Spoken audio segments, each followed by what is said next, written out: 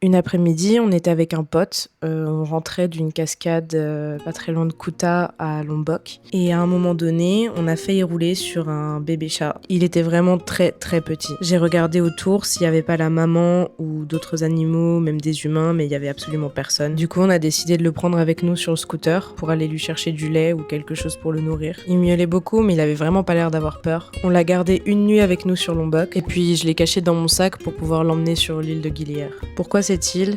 Tout simplement parce que c'est l'île aux chats. Il y a que des chats là-bas, complètement interdits aux chiens. Et surtout, il n'y a pas de moteur. Il y a seulement des calèches, des vélos ou des scooters électriques. Mais surtout là-bas, il y avait des gens qu'on connaissait, donc des personnes de confiance à qui on pouvait le laisser par la suite. C'était vraiment comme un enfant parce que, en fait, on devait l'emmener absolument partout. On ne pouvait pas le laisser tout seul. On le faisait dormir avec nous dans la chambre d'auberge, mais je pense pas que c'était très légal. C'était pas trop difficile de s'occuper de lui non plus parce qu'il passait son temps à manger, demander à boire et dormir, puis jouer aussi. Dans certaines de ses réactions, tu remarquais quand même qu'il était vachement en mode survie.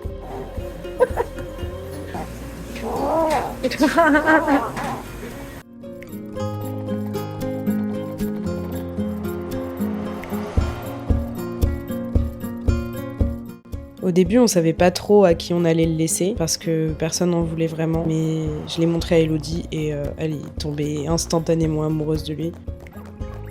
Il était tellement minuscule que tout son petit corps passait dans ma main. Évidemment, on se demandait son âge et son sexe aussi. Du coup, on est allé voir une association sur l'île qui s'appelle Louni et qui s'occupe des chats errants. Au début, ça nous a fait un peu peur parce qu'ils lui ont fait un test par rapport à un virus qui traînerait sur les îles Gili, Lombok et Bali et qui tuerait les chats dans d'atroces souffrances.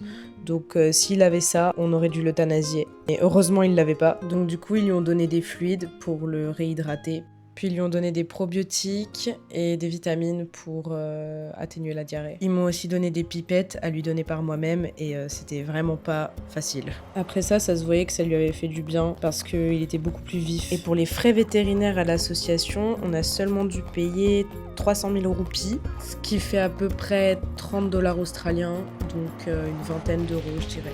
Enfin voilà, je vous ai présenté le début de vie de Rowdy, le petit chat sauvé de la route. Aujourd'hui il est en sécurité, je sais que les personnes à qui je l'ai laissé lui donneront plein d'amour et s'en occuperont bien. En plus il est sur une île où clairement les chats sont rois. Donc voilà, je vous invite, si jamais vous êtes en voyage et vous voyez un animal sur le bord de la route, tout seul, mal en point, juste emmenez-le à un vétérinaire ou une association, vous n'êtes pas obligé de le garder, mais si vous pouvez utiliser un tout petit peu de votre temps juste pour lui donner un coup de pouce, je vous invite vraiment à le faire.